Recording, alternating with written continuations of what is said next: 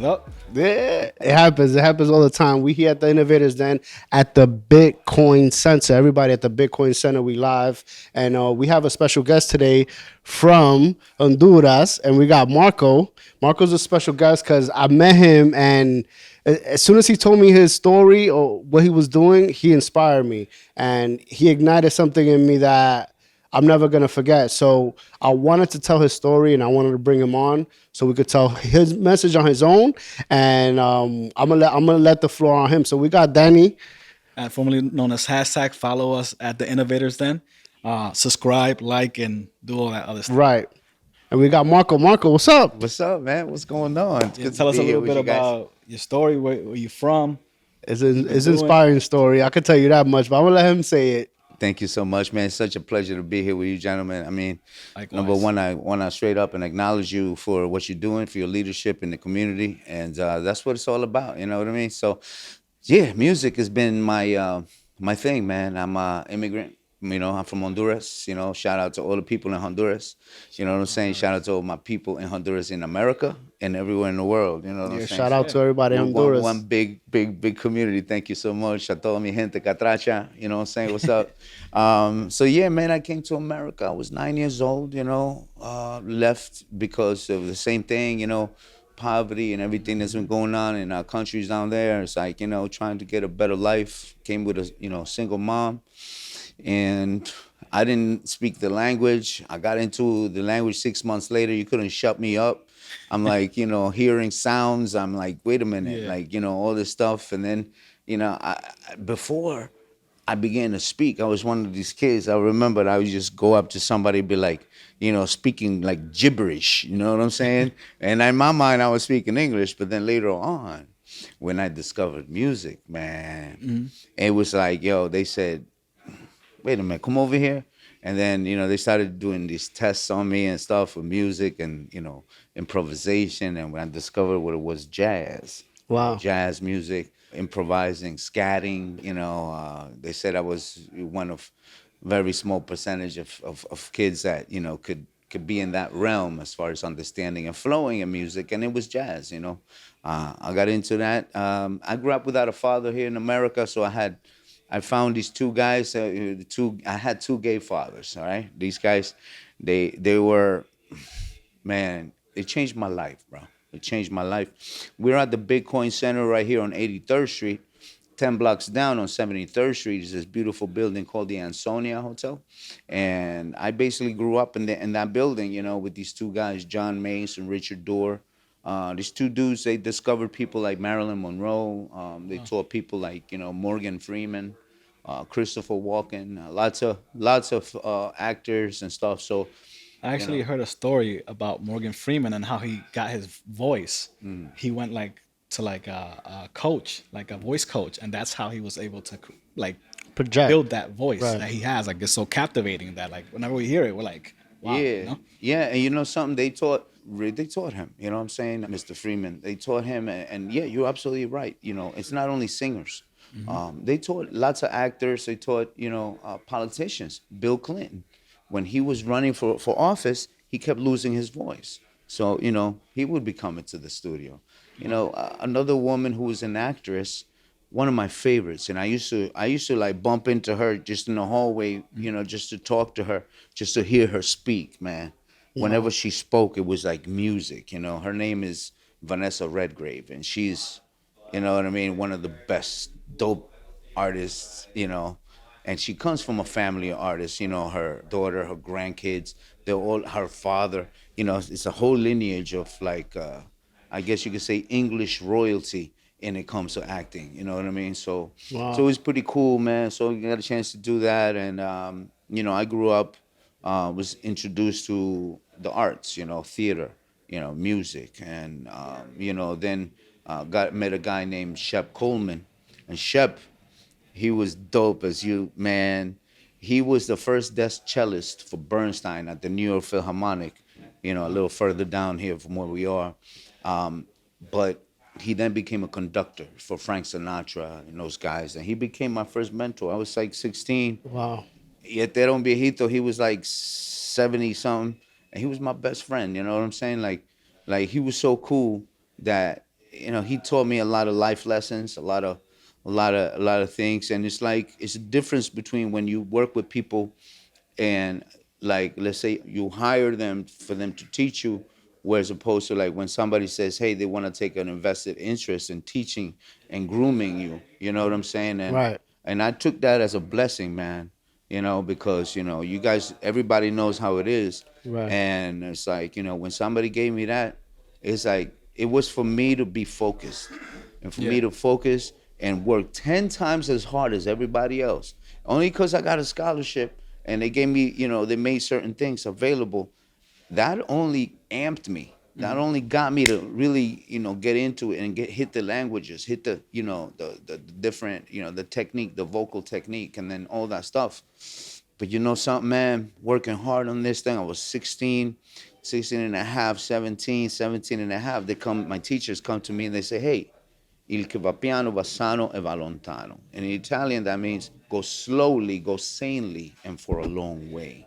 You know what I Right. mean? And for a long way. So he was like, slow down. Pace yourself. Yeah. And then when I'm like, pace myself. And then they said to me, the voice matures when you're in your late 30s and 40s, and I'm like, what? I said, what are we gonna do, man? I gotta like make some bread. I gotta like do something. I freaked out. The guy who was managing me he is a genius, all right, and he was a marketing guru, very talented photographer, but he was not following a photography career. He was managing artists. He loves, you know what I'm saying, to Right. manage. And I freaked out and I looked at him and I said, listen, man, he was starting a business. I said, why don't we just jump this and we start this and we really push it? We didn't have the money, but we wanted to do this. We teníamos las ganas, you know what I mean? Like we wanted to really make this happen. We started an agency representing photographers. Wow. You know That's what the I'm saying? story. And it's called the Montgomery Group. And Ernest Montgomery, man, I'll be indebted to him all my life because he's such a genius, and really he kind of allowed me to dive into this business. He was like, I mean, I didn't really know what I was doing, man, but we couldn't afford messengers. We couldn't, back in the day, you had to Right. send a portfolio. There was no Instagram or there was no. There was no Instagram, no.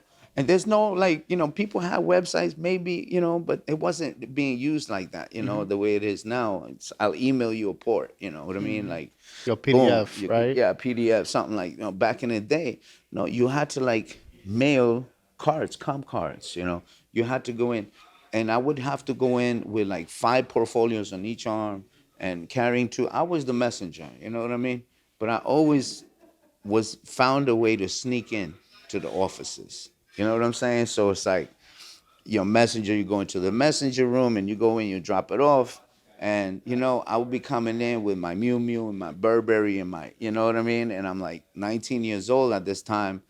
And I'm dropping the stuff. And when I spoke, delivering, and they heard my voice, they were expecting a 50-year-old, And they're like, whoa, you're 19 years old. And I'm like, yeah, we're representing. Man, I made a lot of good connections and a lot of business. Incredible. That's usually the case, right? When you give your all to something, you usually get the most out of it. And you know something, man, you're absolutely right, man. Whenever you put everything into it, you put honesty and dedication and love and passion into it, not only things happen, but like people come around and they be like, yo, It's that I vibe. want to be down. I want to help. I want to help see this succeed because you know what? We all win.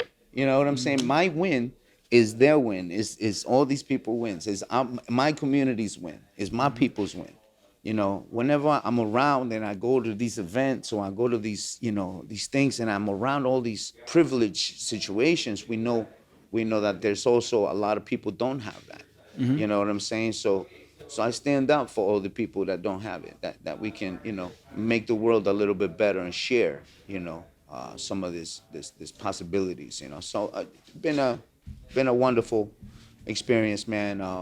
Yeah, you mentioned you got a scholarship.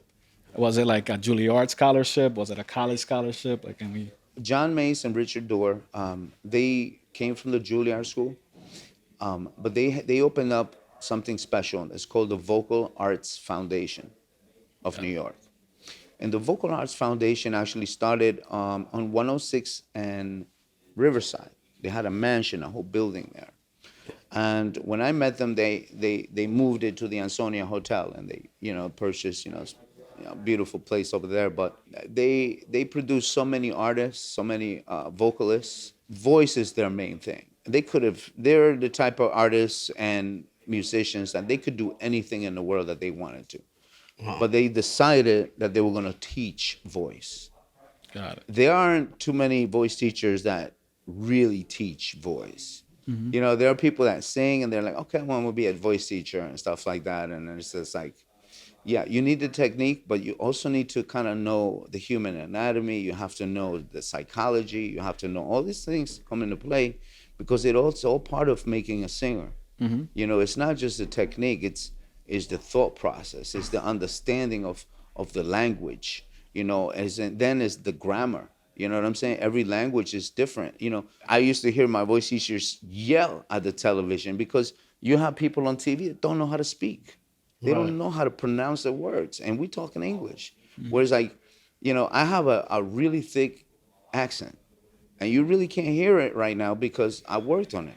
Wouldn't, couldn't, shouldn't. I used to speak very heavy like that. You know what I mean? But now, through working with language and working with coachings and stuff, you get to learn a little bit, and the clarity and the voice and projection and all this stuff is important. So, my scholarship was with the Vocal Arts Foundation, and it allowed me to maneuver in different things. So, well, at the junior school or conservatory is focused on a specific program. I was able to work the music and the voice with them. I also trained with a man named Maurice Fennell, and Maurice Fennell was a man who taught people like Tony Bennett. He taught all kinds of different artists. That's cool. And I would go into his place on 86th Street and between Madison and Fifth. The elevator opened up to his apartment. It was beautiful, 8-bedroom spread. I mean, he had in the artwork he had in there. That's where I learned that Tony was a painter. He had these beautiful paintings. It said Antonio Benedetto, Antonio Benedetto. I said, wait a minute. And later on, when I asked Tony, I said, yo, man, me and you, we had the same teacher. I said, Maurice Fennell. Yo, he stopped everything. He goes, listen, I was in art school. He goes, like painting. I was in art school, and I'm humming a song. This dude walked by. He said, hey, you should be a singer. And, and that was Maurice, went from So there? so I had an opportunity to train, and get my scholarship, work with people like that, with Maurice, with John Mays, with Richard Dorr, with those guys. And then they gave me a ticket to go to the Metropolitan Opera, see Rigoletto. Rigoletto is an opera. Everybody knows, La donna è mobile, qual più mal. That La donna è mobile is that the woman is mobile, just like the air. When one comes, he's a player, he's a playboy. You know what I mean? Yeah. He's trying to get when one, trying to get a piece here, trying to get a piece there. That's what he's saying. So Rigoletto is an opera, right? So we're saying about this guy who is a hunchback, right? And he works for the Duke of Mantua, who is like this playboy. And long story short, the guy's daughter ends up dead at the end of the opera, right? The Rigoletto's daughter, she ends up dead because Rigoletto hires an assassin to kill his boss, who's in love with his daughter. He doesn't want him tarnishing part his of the daughter. song, you're saying? That's part of the whole, no, of the whole opera, right? Of the whole thing. Part of the song is about him being a player. That's how it starts, right? But it's storytelling. But overall. story, the whole thing, opera is storytelling. That's what it is. It's storytelling and it's sung. That's how opera is. It's all sung. Right. So at the end of it, when he says and he discovers that his daughter's dead, I'm not going to say which baritone who did the role of because you know what, it's not important. But what's important it was probably the worst acting that I've seen, and it wasn't believable. It wasn't, I left upset, and I'm banging at my voice teacher's door 4 a.m, and I said thank you, but I quit. I said, you can have your scholarship back. You just gave me hundreds of thousands of dollars, and I'm like, it's not for me. Thank you so much. And they were like, what's So going on? so so it didn't inspire you going to that show. It actually affected you Yeah, because this is negatively. something you wanted to do, but you didn't I see the was. best quality in the people who are supposed to show the best quality. This is at the Metropolitan Opera, man. You know what I mean? This is like some of the best things that the best company in the world that you can think of. So, but I can't even put it on them because they're doing the best that they can, but the talent is the talent. You know what I'm saying? It's just like the singers. You spend so much time developing your voice, but you don't have no time developing your craft as an actor. Whereas opera is theater. You know what I'm saying? And you have to do that. And you got to represent because the stories, you have to live the music. You have to live the story, what you're talking about, man. So that's when they told me about one of their homies, Sanford Meisner, whom they created the Neighborhood Playhouse with. And the Neighborhood Playhouse, people like Meryl Streep, we're talking like major actors who come out of there. Right. So, but they told me also about Meisner because one of Meisner's proteges, William Esper, created the William Esper Studio. And he's like, if acting is of importance, and they saw that it was, they're like, no, you need to train there. And then they identified Suzanne Esper, who was William's wife, right? And she was classically trained vocally. And she came from a family, both her parents were opera singers. And she was just a Meisner, So man, it was the best schooling. You know what I mean? It's like the William Esper Studio. It's like say Yale School of Drama. It's like say Juilliard School of Drama. Wow. It's a private institute, private. But you go in there. It's 2 years, and it's serious work, man. I recommend it to anybody who wants to be a real actor, who wants to do stage. You come out of there, you'll be ready for film, be ready for stage, you'll be ready for pretty much anything in acting that you want to tackle, And to be honest with you, it's a technique that allows you to kind of filter through the bullshit, so you can kind of see where people are coming from because you learn to how to read people. You know what I mean? Yeah. Because that's what an actor does. You're living in the moment, and you Right. can't be fake about it. So we did that. So as far as the schooling, man, I learned a lot. The whole experience when they told me that the voice matures when you're in your late 30s and 40s. I said, I kind of freaked out, and I was going to the acting conservatory for during that time, and I was like hustling, and I was like, no, man. So we were just like like getting the photographers. We got our first ad campaign. We started working Mercedes-Benz, Jaguar, Nissan, Ford, Chevy. We started working with another photographer doing still life and Van Cleef Arpels, David Yurman. We started doing and I'm like learning and seeing all this stuff, and I'm like, whoa, this is like incredible. You know what I'm saying? And working in the Anglo market, which actually allowed me and opened my eyes up quite a bit because I also got in tune with the fact that in the Anglo market, when you have a campaign, you may have an $800,000 budget or whatever, $1 million budget. But for the Latin, because I was also, let me get in the Latin market too, so I was like getting into finding out, but they would only have like $80,000 or $90,000 for something that you can't really compare the quality of the production. You know what I Yeah. mean? When you need it. So, question.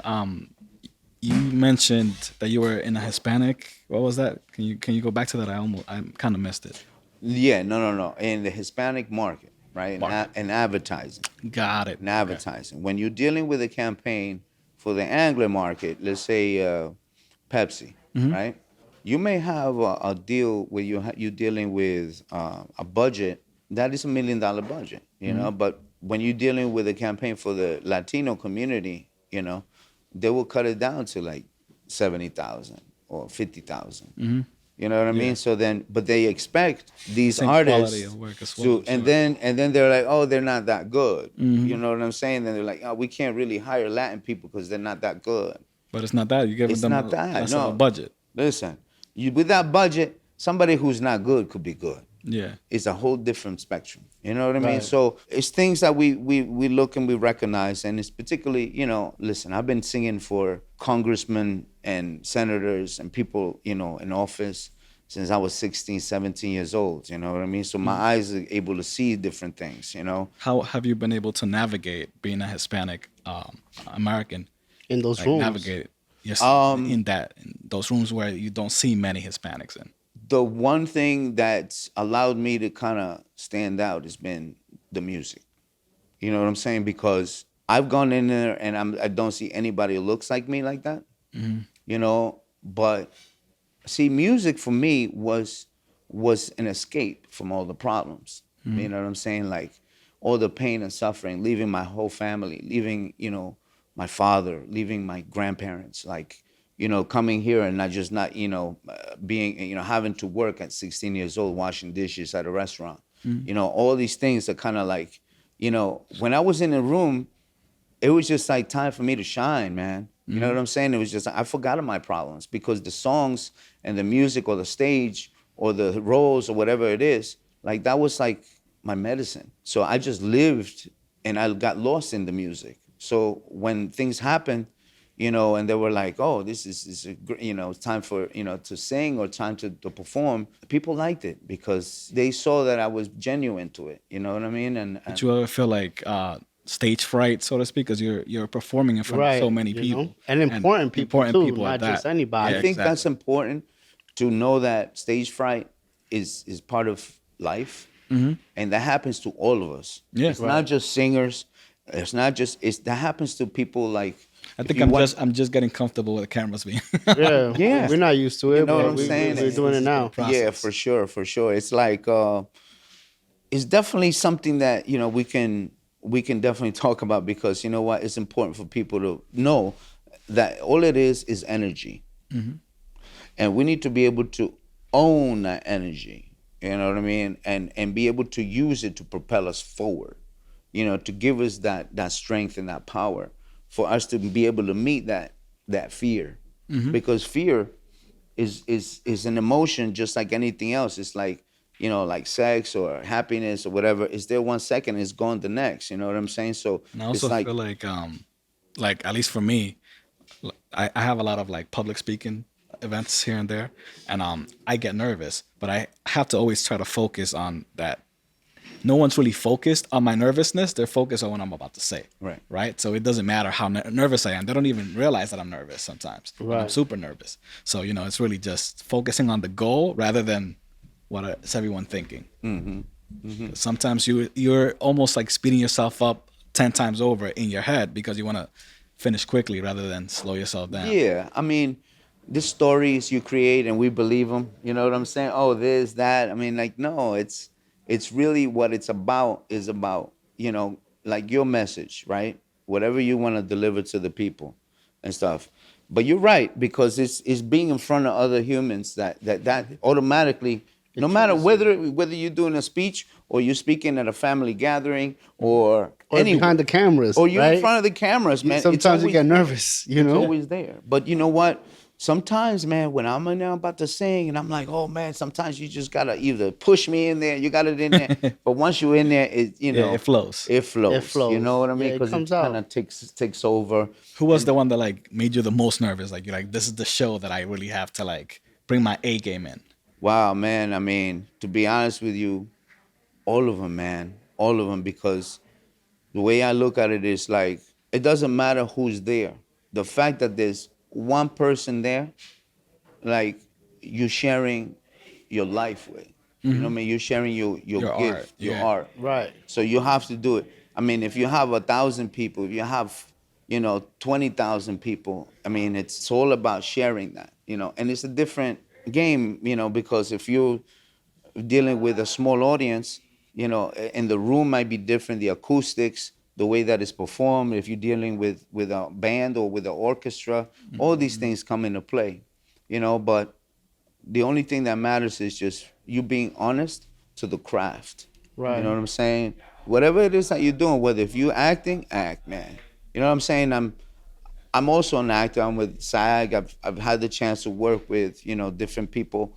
One moment that sticks out to me was it was cut from the movie, but the work that we did with Joaquin Phoenix for the Joker. I had about a couple hours where we were doing a scene together, and he's like real, man. Like that dude, he could throw it Yeah, down. that film That was a really good yeah. movie. That Yo, was a powerful Yeah. movie. that dude is an actor.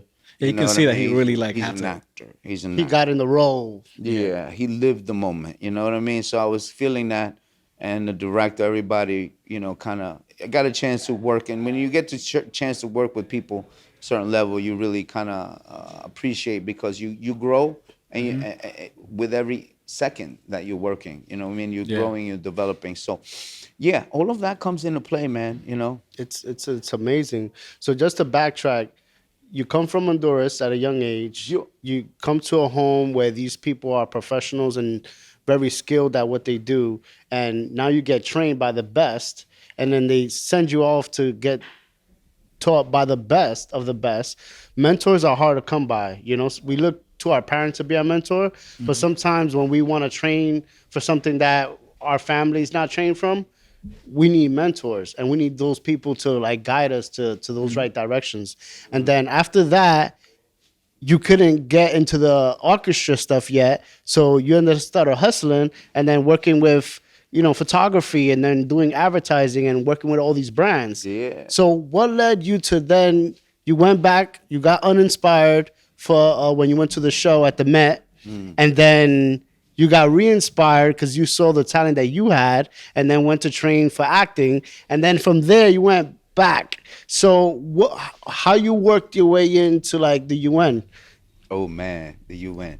the United Nations, Well, guys? Like this is very important to perform in front of the United Nations, and the people who go in there is like talking to the best of the best, and the I people who think are trying to change the world as well. yeah, I mean, I don't know about you guys, but I'm a spiritual person. I love God.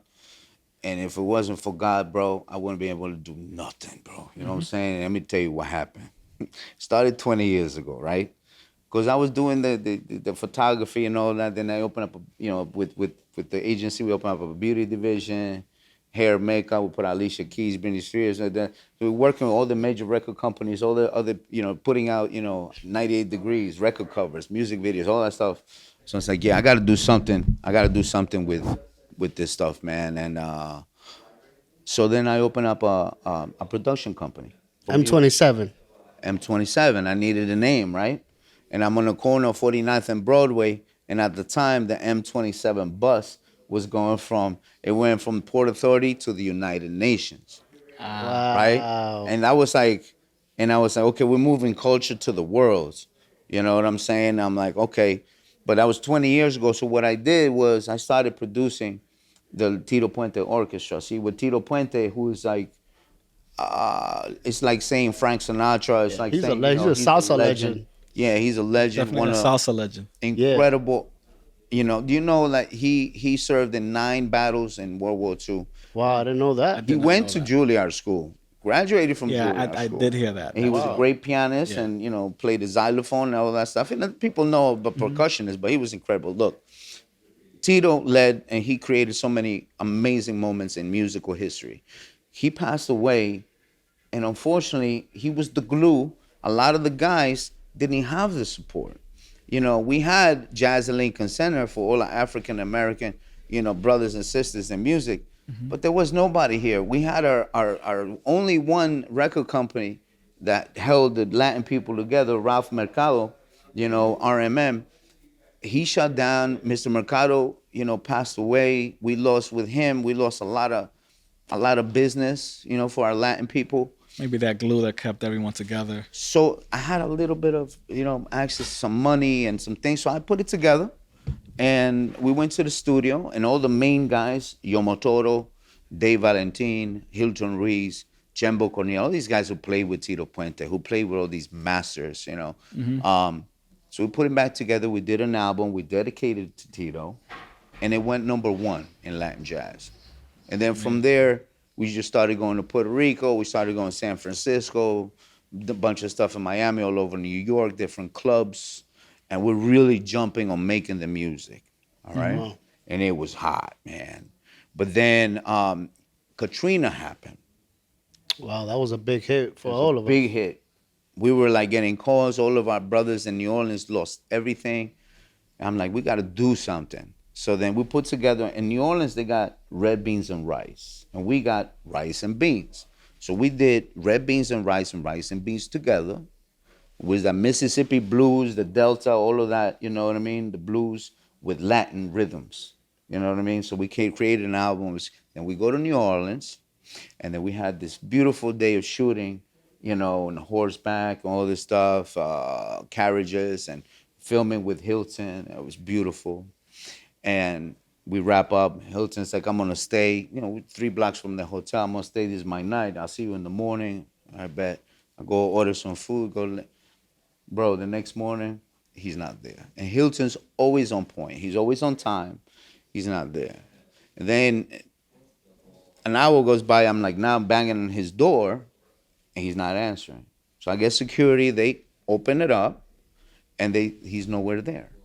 So I'm like, where is he? I'm calling him, ringing and ringing. Nobody's picking up. Nobody's calling me back. I go to the police station. Nothing. They don't know anything.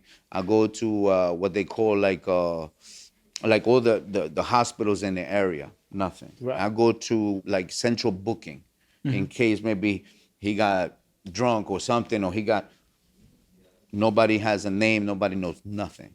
At 3 o'clock in the afternoon, I get a phone call, and he said, Hilton Ruiz? I said, yeah. He said, you better hurry up and come over here because he may go any second. Oh shit. And I said, exactly. I said, what do you mean he may go any second? So I run over to this hospital that is a half an hour away from where we were. So I'm like, I get in there. I'm like, I'm asking questions. I'm like, what happened? How did he get here? The doctor says, that's the same thing that I'm asking, because we don't have an ambulance report.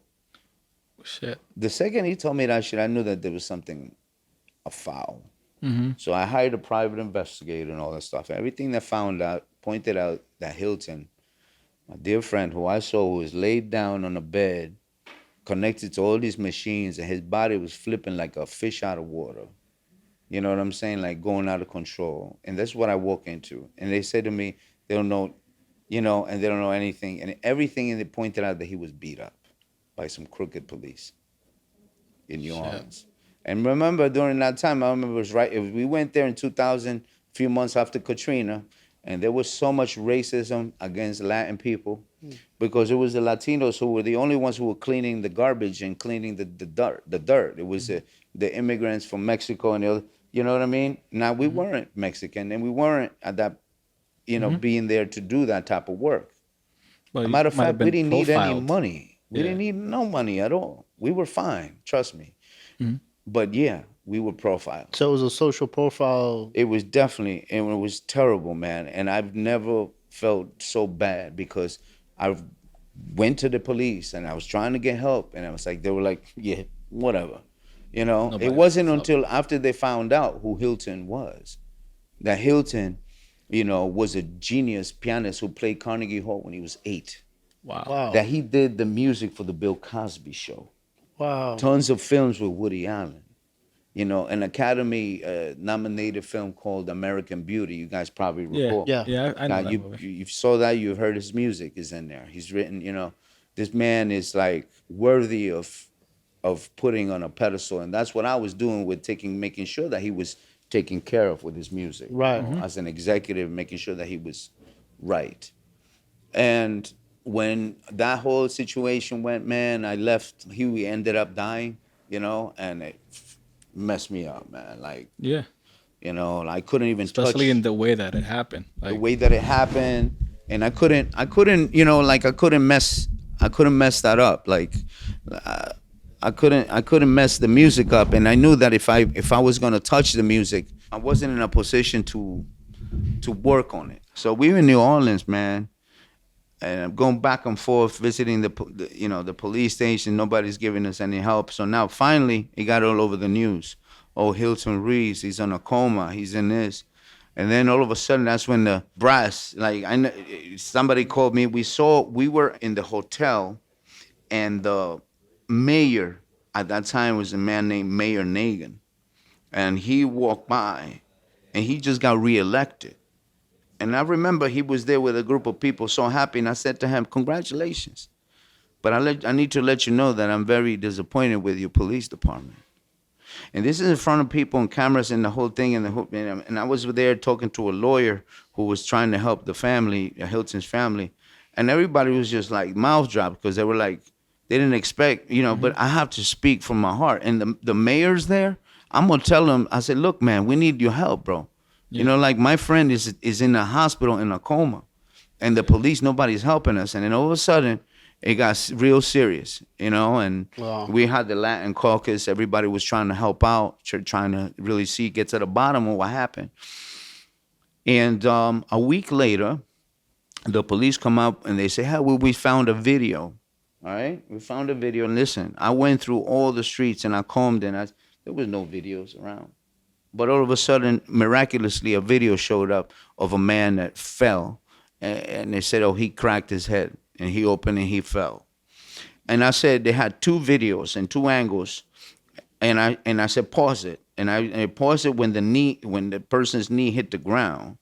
And I had asked them, I said, is these two videos come from the same system? The police told me yes. And I said, all right. So we're taking a look at that stuff. I said, pause it here again. So if they come in, the digital delay, the timing, everything should be coded, Yeah. But I'm looking at, and I said, they're both from the same system, but the timing is off. So when I looked at that, I didn't tell them. I said I thought that that was made up. I just said I can't tell that that's Hilton. They wanted me to say, oh, that was him, and I said I can't say that's him. They asked his family, and his daughter said, that's my father. I could tell where he stands. It was a black and white, grainy video. You can't make up anybody's face. You can't make anything up. And she said, listen, she was going through a lot. Her father, okay, she was going through it. So she wanted closure, and she just said, yeah, I could tell the way he stands. That's my father. That's all they needed to hear. We didn't leave the police station, and I'm getting phone calls from New York saying, what do you mean the case is closed? I said, what are you talking about, cases closed? I said, they're all over the news. The police have said, oh, it's been resolved. It's been resolved. So that was the resolution. And they shut it down. I was so depressed, man. I left. I went to sell sneakers for Adidas, and at the lowest point. But I And that led you to the UN?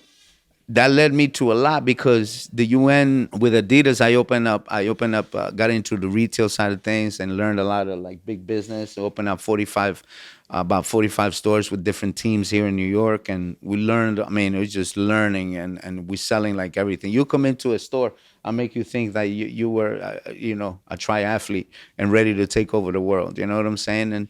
And a lot of times, man, it's just the mental. It's all in your mind. And I would have people come in and they weren't like, pro athletes, but they were getting serious results. You know what I'm saying? Right. That's what it is. So I saw my side, my business and my life in the retail, like kind of go in a very direction and a very straight direction, and things were cooking because again, man, you put love into it, things happen, right? And Right. and that's I have been taught since I was, a young immigrant in this country. I'm like, you got to put some love into it, and things went well. But I called my voice teachers up and I said, yo, maestros, I need to get back into singing. And they said to me, you should have never left, and our scholarship with you is for life.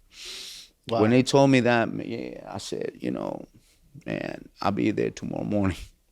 So I was in there and I had to start again from zero. My voice was tore up in a sense that, when you're emotionally detached, so is your voice. Your Right. voice is a place, is a connection, and you have to. So I started like doing single pitch, like straight tone, and then just getting back into things, and little by little, getting back into things. Now I was like, okay, I audition for this thing, and I get a part in an opera that is written in quarter tones, which is, that's like if you can imagine the language that we have in between each tone, there's four. So it's do, re, mi, fa, sol, la, ti, do, ti, la, sol, fa, mi, re. But in between do, re, there's four notes in between that. Wow. Right? So we're doing that in quarter tones and in ancient Greek, a composer named Xenakis, which is, and we did it at the Columbia University at the Arthur Miller Theater. And it was a sign. I walk in, and my first pianist is the guy who is leading the whole orchestra, Right. who leading the rehearsal pianist, you could say. So we're getting back into the swing of things. Now I'm singing around and kind of getting back into the flow. I call up some people and I go to do some concerts in Honduras to help different churches and different, organizations that I love to support. And I go down there, and I know that I'm gonna miss when I see the auditions for the opera that is commissioned by the United Nations Symphony Orchestra. And I'm like, I didn't even know the UN had an orchestra. I'm like, okay. So I write them an email, and I said, maestros, I want to wish you congratulations on this beautiful endeavor. I wish you well.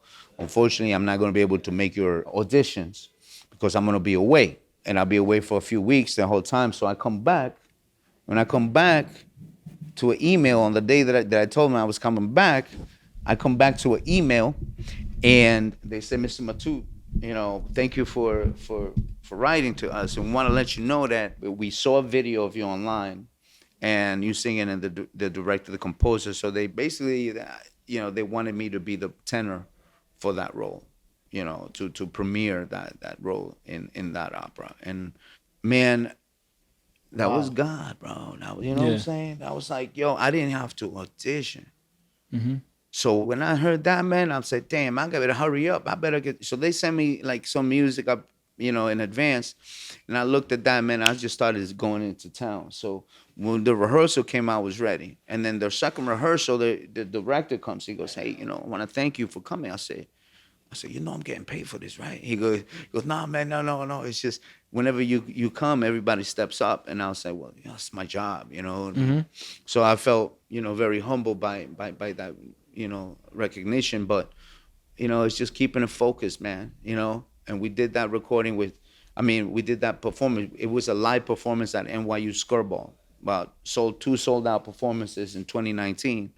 And what came from there is that they got to know me as a producer, and I've been producing. They heard some of the stuff with Tito Wow. Puente 3 months later, because I said to them, we're doing these great events, like beautiful, huge events, but we're not monetizing them. Like after that, what happens? It's like, look, we can do a podcast, we could do a video, we could do a recording, we could do, anything to Hmm. kind of like create a Yeah. product. So Look, you're thinking like like that. future Yeah. now because it's an old format of music, of musical music, and now you're like, okay, this is good, but how are we gonna monetize it like the rest of the music industry has done All for right. music? That's How right. are we gonna monetize this? Yeah. That's interesting. Yeah. So, and then, so then they called me up, and then I said, all right, well, we're gonna do this. I said, look, the only way that I'm gonna do it is to produce this if we don't take money from the UN. Because during that time, had some sponsors, before COVID, the whole thing, Right. things were, really on up, Hmm. and I'm like, no, we don't want, because, the UN, they're struggling to kind of just keep the world together, man. Right. Hmm. You They're know what doing a I'm lot. saying?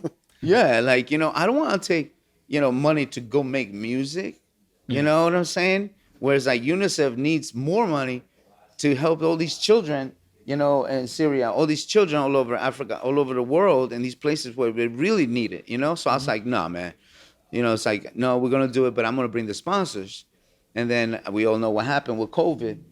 And my first sponsor left. My second, quickly, I was without sponsors. Wow. So, but there was my word, which is like, I'm gonna get this done. We're gonna Hmm. do this. So took out a couple of loans. We took out a couple of things, and a lot of great people. Lots of great people stepped up. I aimed straight to the top, man. When my voice teachers, right, they're both now rest in peace. When John was at his last days, he said, Marco, two things. He said, don't be scared to aim straight to the top. And he goes, the other things, you could teach the world how to sing. And yeah, it kind of messed me up with that. You know what I'm saying? Because it's Right. like, I have to honor him by doing good things. And that's Hmm. how we honor Right. our mentors and our Yeah, of people who course. Right. paved the way for us, our family, our parents.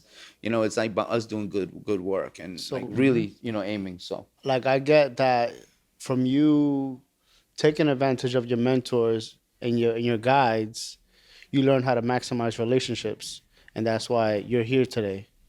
absolutely, maximizing a relationship is worth more than money. There Hmm. you You know what go. I'm saying? I have friends that they're not wealthy, but they're wealthy in relations. You know what Right. I'm saying? And they can make a phone call, and they can get stuff done, and that's a different type of power. Right. Hmm. You know what I'm saying? And I get it, and I respect it. You know Yeah, what I'm saying? totally. So it's like I know that there are people out there that then say, okay, we're going to do something with Marco with music. A lot of times, I don't even have to audition, because people know a certain level, it's Your going to track be record. elevated. Yeah, You your know what I track mean? record. So it's like, it's more like, are you available? Yeah. Right. You know what I'm saying? It's like, yeah. And then it's like, and then I have to be honest to it. It's like, can we really maximize? Can we really do it? Am I, Right. because if, Let's do it at the highest level. yeah, because I'm not one to be like, okay, I'm gonna do it. Okay, this is just for money. Mm-hmm. I'd rather say, hey, I got somebody who might be better.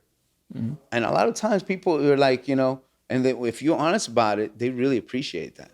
And they'll come back and Yeah. be Right. like, hey, can you help me with this? And can you help me with that? You Right. know what I mean? Because you Question want you want to do something best for them at the same time. for the viewers that don't know: what exactly do you do with the UN? Like, what are you're singing? Are you leading the orchestra? What exactly do you do there? Yes, I'm not leading the orchestra. The orchestra is led by a man named Pedro Vasic. I am the producer. So I am the person who books the studios, who books the talents, who books like to do events and concerts, hires everything that needs to be done, whether it's the engineers. As a producer, a music producer, I'm also in charge of all the mix downs, making sure that the music is mixed properly, that it's mastered correctly. I'm in charge of making sure that everything is taken care of as far as from the recording, that it comes to life. You know what I mean? Got it. So that I'm also, working directly with the art directors, making sure that the cover, the art, everything is appropriate. Right. And we're doing it with the focus is to raise awareness and to raise monies to help the indigenous communities all over the world, and particularly at the United Nations, they have the Permanent Forum of Indigenous Peoples Issues. So what we're doing is we're highlighting all of their work by this music. Excuse me. Right. So this music is actually written by a composer from Peru, named Dante Valdez, and Dante is phenomenal. He's an amazing composer. I mean, he was trained in Russia, in St. Petersburg. So he's got a lot of that classical, Russian vibe. It's really amazing.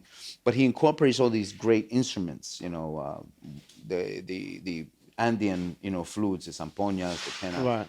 the cajon, percussion and guitar. I mean, it's just really beautiful to hear those instruments in this setting. You know what I mean? So the story is about a family. It's about immigration. Okay, it's about immigration. It's the same story everywhere in the world, where you have the indigenous children that leave the mountain. They go to the lights and sounds of the big city, and then they're there and they find that they have no support. They find that they have no. That's when they're the most susceptible to drugs and prostitution and human trafficking. The highest percentage of suicide is by teenagers in indigenous communities. So there's a lot of stuff that people don't talk about and how Right. it's plaguing our growth Yeah, as mental health humans. is definitely a major factor. Yeah, mental health, society. So look, all of it comes into play at the United Nations. They have something that's called the 17 SDGs, Sustainable Developmental Goals. And those 17 SDGs is what we're striving to project and promote. Right. Eradicating poverty, better education, like gender equality, like all these things that really matter, Right. that's our mission, and we're using music as a tool to get to the table and deal with these issues, highlight them, to bring them to the front, To bring people together. bring Because people music together. And does that's what that. music does, you know what I'm Exactly. saying? So music, look, I look at music, and there's only two kind, good and bad, just like everything else in the world. You know what I mean? Just like relationships, like food, like wine, good and bad. That's it. I want to strive to do good music. You know what I'm saying? So what's next for Marco and M27? We're going to continue to work with the United Nations. We're going to prepare this production of the UN, which is called El Condor Pasa.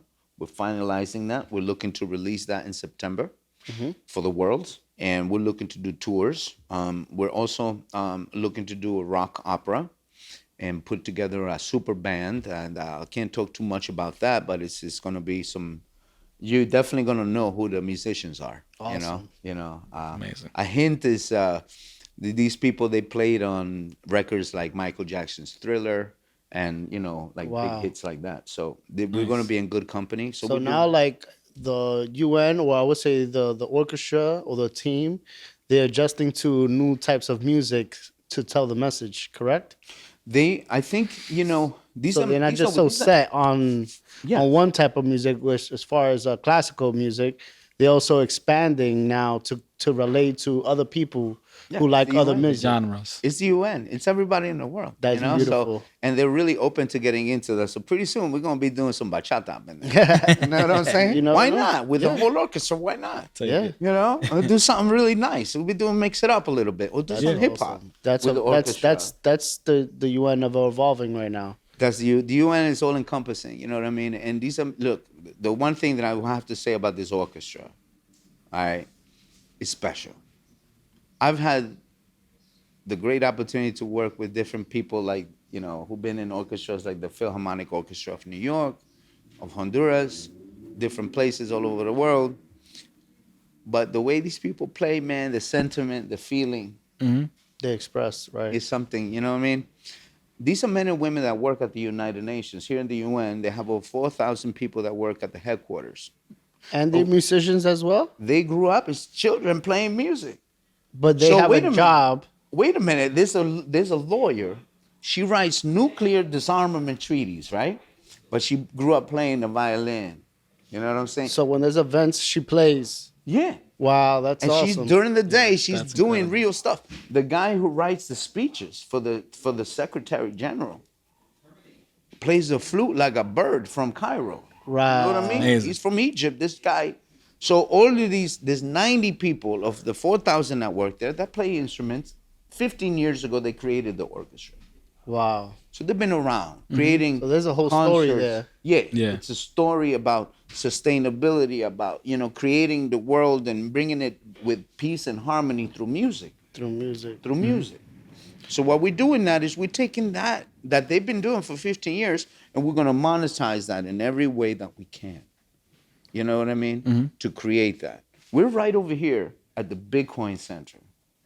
And not far from where we are right now, there are people working on developing apps and software and all kinds of amazing technology, you know, and the Web3 and everything that's allowing for us to create and share more into this music and more into this with the United Nations and all that. We're bringing it all in. Right. That's So we're welcoming all the major corporations, in the world to join us, because we need those partners and those partnerships, that believe in the 17 sustainable developmental goals and the global business compact with the United Nations. All these companies, they're our partners and we're looking for these relationships so that we can take this message to everybody in the world. Now, where can we find more information of how people could get involved, how people could possibly sponsor it, how make something Definitely. happen? You can go to m27world.com. You check us out. You could send me an email. where they can Email. follow you on social media. Social media could be found at Marco Matute _artist. Also Marco Matute in the different social platforms that could be found on there. And M27 website could be reached at m27music at icloud.com. You could send me an email there and give us a notice. You can reach out to the United Nations, to the orchestra, look us up there, and we're ready to start sharing and bring this love and this music, to the world. Any up and coming events that you want to mention? Maybe we can go and watch. Yeah, it. we're gonna actually we're preparing to do something really special here at the Bitcoin Center. Oh, So wow. we're gonna bring classical to this place here. I'm also just wrapping up a couple other projects. I have a tango ballet, that I Nice. just produced with some of the best musicians in the world. I was just thinking you could do a little punta. Yeah. Oh. Well, no. We're gonna definitely. A matter of fact, you know what? We're gonna mix it up. We're gonna bring a little punta to this classical business, classical and There you jazz with go. punta. And I'm so psyched that you brought that in, man. Oh, That's what's up. there you go. All right, well, thank you everybody for coming to the Innovators Den. We live at the Bitcoin Center, and we're here with formerly known as hashtag Marcus Matute and Steve O Business. See you guys soon. Peace. Peace, guys.